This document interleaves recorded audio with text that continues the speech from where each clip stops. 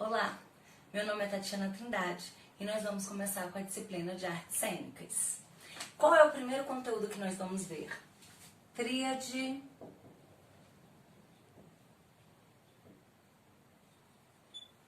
tríade cênica. E quais são as artes que estão inseridas dentro das artes cênicas? Porque nós sabemos que existem as artes visuais, as artes plásticas, a dança, a música, a literatura. Quais são as artes que a gente consegue identificar como artes cênicas? Isso mesmo, teatro, circo. Eu ouvi um TV? Isso! Cinema e vários outros. Ou seja, tudo que está relacionado à interpretação. Então, toda vez que vocês ouvirem essa palavra cênica, é tudo que está relacionado à interpretação. E o que seria essa tríade cênica? Tríade poderia vir de 3, exato. Então, seriam 3 elementos essenciais para o espetáculo acontecer. Se eu estou falando de espetáculo, eu estou falando de quê? Teatro, perfeitamente. Então, toda vez que eu tiver um espetáculo teatral, eu vou precisar desses 3 elementos. Então, aqui, dentro dessa tríade, nós vamos falar mais especificadamente sobre qual linguagem? Teatro. Tati, mas essa tríade pode servir para outras linguagens? Com certeza. E aí, quais seriam os 3 elementos essenciais que não podem faltar de jeito nenhum no espetáculo teatral? Ator, texto e público. Agora eu vou pedir para que você pegue o seu caderno e você anote isso que eu acabei de escrever para vocês. E aí vocês vão fazer para mim um triângulo.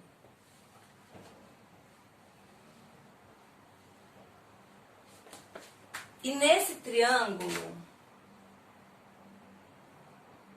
você vai escrever ator, texto e público.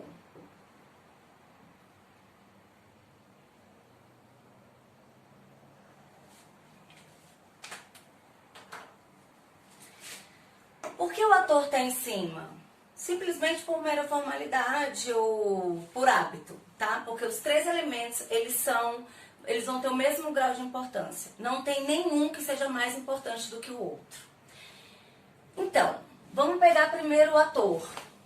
Quem é o ator? O que o ator faz? Qual é a função do ator? O ator é quem representa. E representa quem? O personagem. Então, o ator representa o personagem.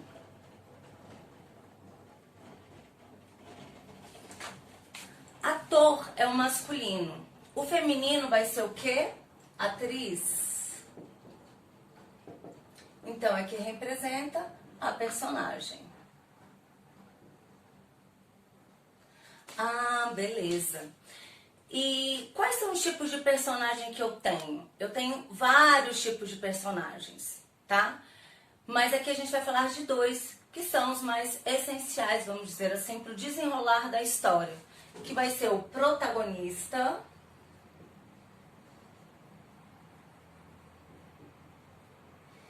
e o antagonista.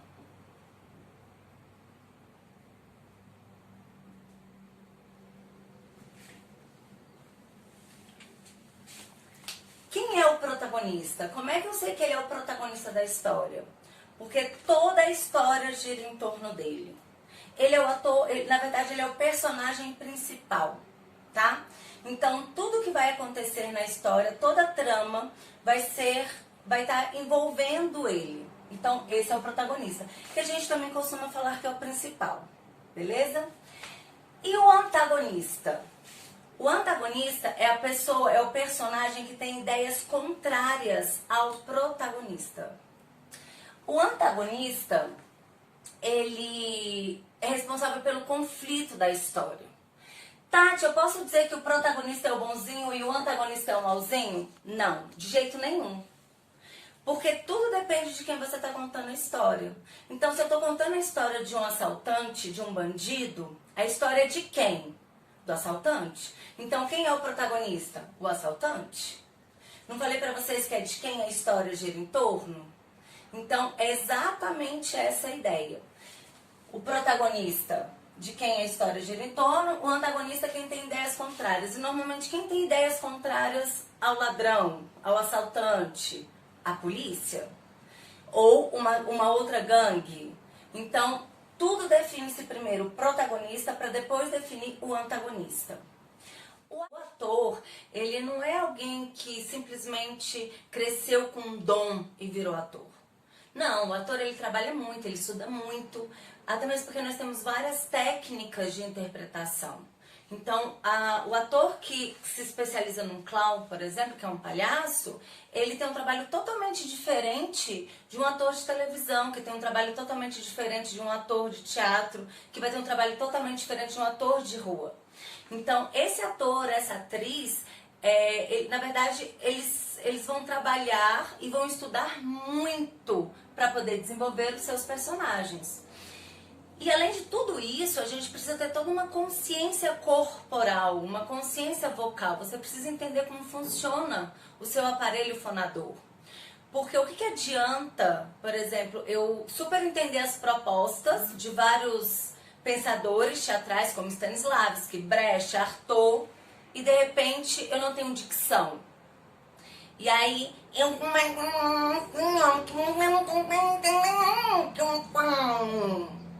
Ou seja, eu tenho que ter um domínio, uma dicção muito específica. Eu tenho que ter um trabalho corporal muito específico.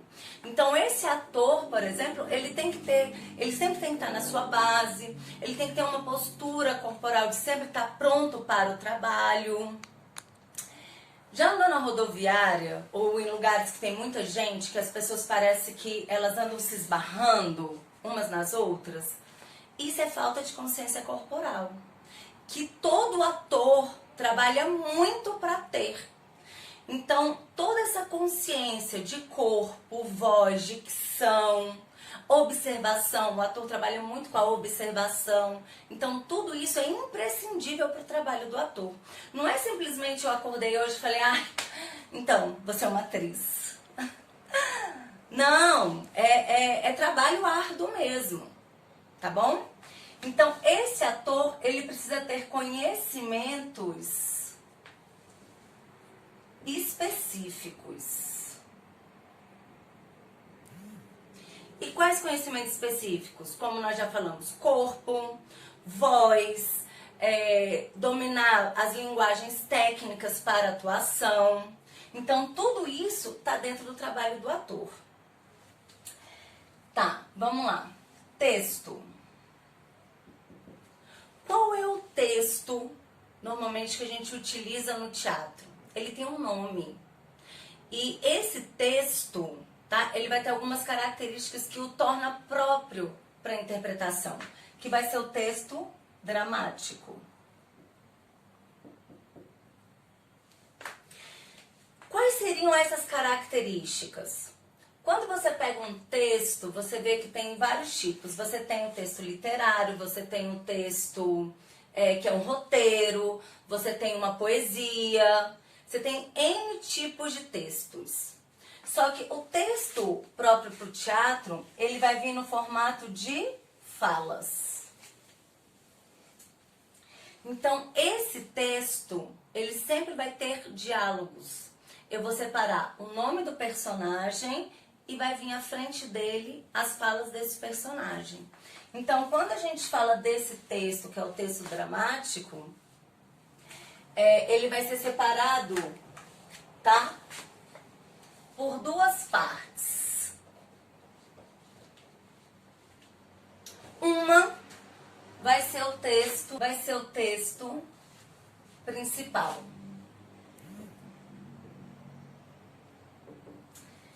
O que é o texto principal? O texto principal é tudo que o personagem fala. Ou seja, vão ser as falas do personagem. O texto secundário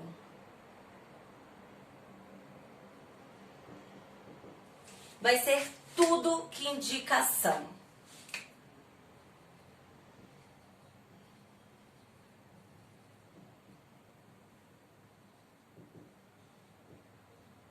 Como assim, Tati?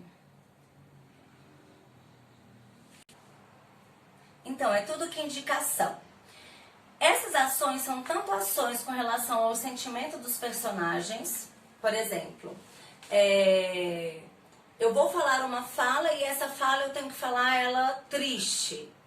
Eu vou falar uma fala e essa fala tem que ser alegre. Então, essa indicação de ação, tá? Ela vai ser chamada de texto secundário, que nós também podemos chamá-la de rubrica. Só que não para por aí. Eu também tenho indicação de cenário. Onde essa ação está acontecendo? Em que local? Então, quando você vê uma novela, por exemplo, né? A novela se passou no Marrocos. Isso é uma indicação de ação. Porque você vai ver, você enquanto espectador, você vê a ação acontecendo no local. Ela não é narrada. Ela acontece ali, você vê aquele local. Então, essa indicação de ação, ela fala sobre o seu figurino, ela fala sobre a maquiagem, ela fala sobre os sentimentos dos personagens. Então, tudo isso está dentro de texto secundário ou rubrica.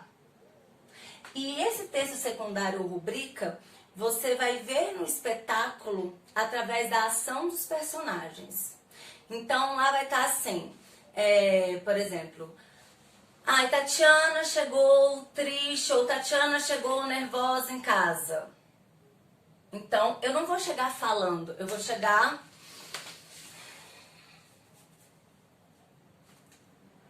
O que é isso? Que bagunça é essa? Então, eu chego interpretando. Então, eu já chego nervosa. Então, isso seria o texto secundário ou rubrica. Agora, vamos lá. O texto, gente, ele precisa ser só escrito? Ou o texto precisa ser só falado? O texto, ele pode ser, por exemplo, se eu estiver fazendo uma improvisação, eu vou ter texto? Isso mesmo. Você acertou. Vocês erraram, tá? Mas você acertou. Eu posso ter, gente, o texto de vários formatos, tá? Eu não preciso estar falando para ter texto. Por exemplo, se eu virar aqui e fizer assim, ó.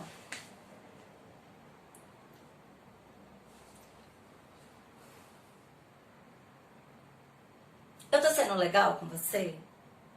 Eu tô falando que eu tô gostando do que você tá fazendo? Não. Ou seja, isso é texto. Então, o texto, ele não precisa ser falado também, ou falado que eu falo através da palavra, né? Ele pode ser feito através de ações, de gestos. Esse texto, é muito importante vocês saberem que o texto, ele é responsável pela mensagem. Ou seja, eu preciso do texto, porque senão não tenho mensagem. Se eu viesse pra cá e ficasse calada e não falasse nada, não teria função. Então, eu sempre vou ter o texto, porque é ele que vai transmitir a informação que eu preciso. Tati, o texto pode ser, eu posso usar no teatro uma poesia? Pode. Eu posso usar no teatro uma música? Pode. Mas você falou que o texto para o teatro é o texto dramático. Sim, é o próprio. Mas não significa que eu não posso utilizar outros tipos de texto para o teatro, só que aí sofre uma adaptação. Isso aí seria uma próxima aula, beleza? Vamos lá. Público. Quem é o público? O público é quem vê, quem assiste, quem recebe a mensagem.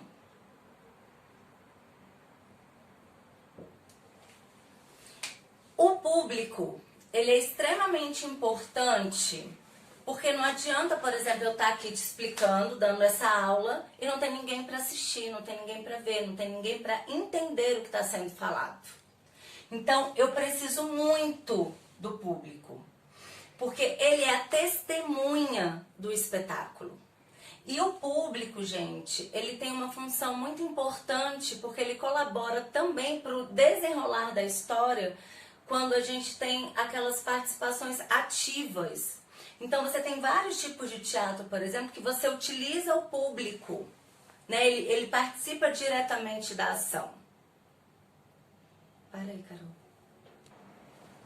Então, o público tem essa agilidade, né? O ator, às vezes, utiliza o público.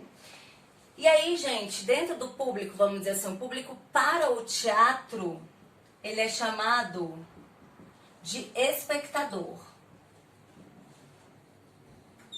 E o público da TV ou do cinema é chamado de telespectador.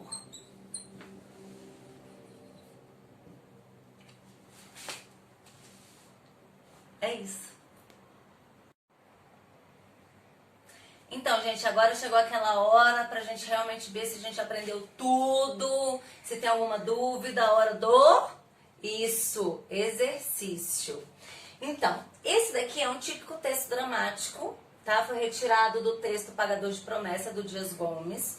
E aí, tudo que tá de azul é texto secundário, ou seja, o nome dos personagens e as indicações de ações, como eu falei pra vocês. E tudo que tá de preto são as falas. Então, começa lá. Coca, tira do bolso uma nota, coloca sobre o balcão. Que nota é essa? Aposto 100. Galego, que é com quem ele está dialogando, coloca uma nota sobre a do mestre Coca e fala, casado? Ou seja, beleza, vamos apostar? Aí o Coca vem. O Galego diz que o padreco não deixa o homem entrar. Eu digo que vai acabar entrando, hoje mesmo, com cruz e tudo. O Galego responde, entra nada. E eu conheço esse padre, moça com vestido decotado, não entra nesta igreja. E eu mesmo já vi ele parar lá à missa, até que uma turista americana de calças compridas se retirasse. Tá, dentro desse texto, agora vão vir as perguntas. E a gente vai ter que ver quais são as perguntas corretas, beleza? O texto dramático, sobretudo na linguagem dos personagens, reproduz artisticamente padrões da fala do cotidiano. Então, esse texto aqui, esse fragmento, ele traz pra gente essa ideia de uma fala, né, do cotidiano dessas pessoas? Isso! Perfeito! Sim! Então, essa está correta. 2. O texto dramático, no que diz respeito às rubricas ou marcações de cena, registra a presença da figura autoral. Então, o que é o texto? O que são as rubricas ou texto secundário? Então, a gente pode encontrá-lo com esses dois nomes. Tudo que está de azul, certo? E quem é que deu essas indicações pra gente? O autor. E quem é esse autor? É quem escreve o texto dramático, que a gente vai chamá-lo de dramaturgo, né? Então, dentro dessa perspectiva, eu tenho características do autor no texto? Perfeito, tenho. Então, também está correta. O texto dramático, ao registrar padrões da fala, tende a se tornar historicamente datado e, consequentemente, prejudicado quanto ao aspecto artístico. Então, esse texto aqui foi escrito num período, tá? Nesse período, você acha que por isso esse texto não poderia ser representado hoje? Ou porque ele foi escrito lá em 1940 e pouco, 1950 e pouco, esse texto é prejudicado hoje? Não, né? Porque tanto é que a gente vê representações de textos super antigos do período clássico lá antes de Cristo. Então, na verdade, essa questão está errada, porque não importa o tempo que ele foi escrito, até mesmo porque a gente tem toda uma liberdade para remontar esse texto com características atuais ou simplesmente deixá-los na característica do período em que ele foi escrito. Tudo bem? Obrigada, foi um prazer e até a próxima aula.